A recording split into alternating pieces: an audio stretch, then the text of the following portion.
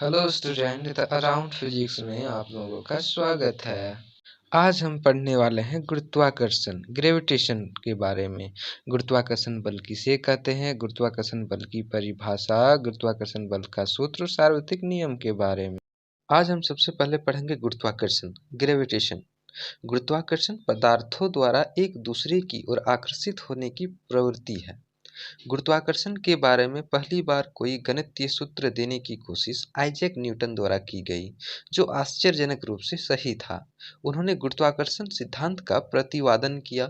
Newton के सिद्धांत को बाद में अल्बर्ट आइंस्टाइन द्वारा सापेक्षता सिद्धांत से बदला गया। इससे पूर्व वराहमिहिर ने कहा था कि किसी प्रकार की शक्ति ही वस्तुओं को पृथ्वी पर चिपकाए रखती है। गुरुत्वाकर्षण के कारण ही ग्रह सूर्य के चारों ओर चक्कर लगा पाते हैं और यही उन्हें रोके रखती है। अर्थात पृथ्वी में आकर्षण शक्ति है। पृथ्वी अपनी आकर्षण शक्ति से भारी पदार्थों को अपनी ओर खींचती है और आकर्षण के कारण वह जमीन पर गिरते हैं।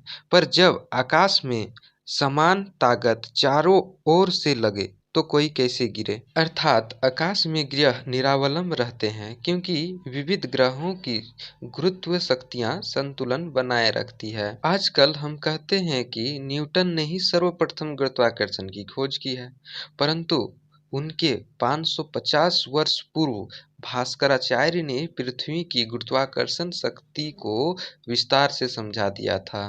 जब कोई वस्तु ऊपर से गिरने पर सीधी पृथ्वी की ओर आती है, ऐसा प्रतीत होता है मानो कोई अलक्ष्य और अज्ञात शक्ति उसे पृथ्वी की ओर खींच रही है।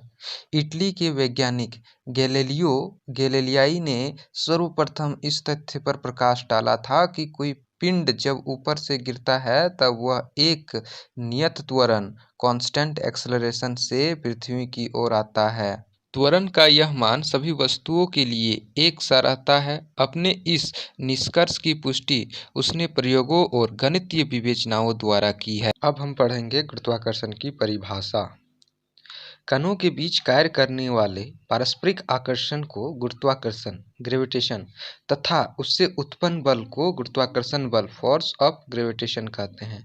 न्यूटन द्वारा प्रतिपादित उपयुक्त नियम को न्यूटन का गुरुत्वाकर्षण नियम लॉ ऑफ ग्रेविटेशन कहते हैं। अब हम पढ़ेंगे केपलर की ग्रहीय गति के नियम। जर्मन खगोलविद केपलर ने ग्रहों की गति का अध्ययन करके 3 नियम दिए। केपलर का प्रथम नियम, कक्षाओं का नियम।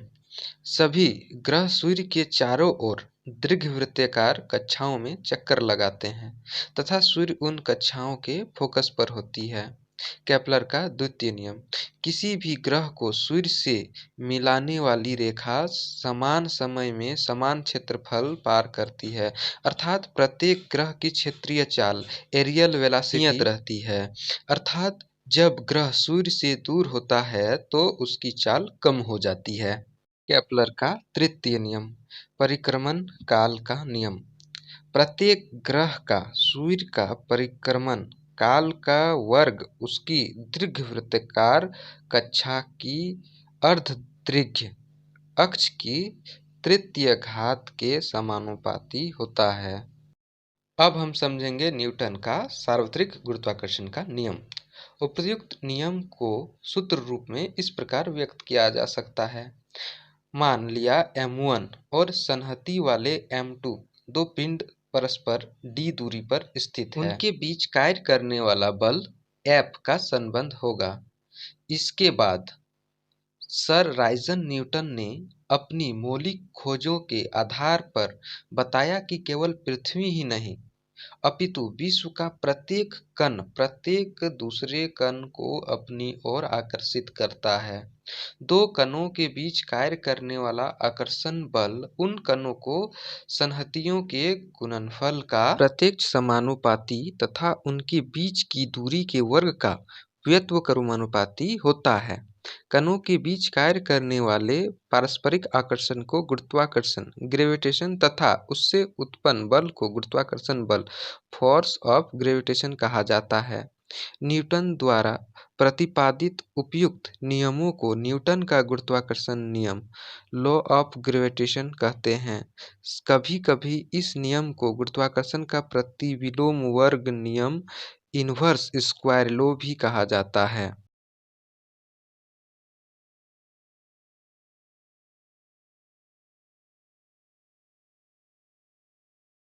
F is equal to G m1 m2 by D square समीकरण 1। यहाँ कैपिटल जी एक समानुपाती नियतांक है जिसका मान सभी पदार्थों के लिए एक जैसा रहता है।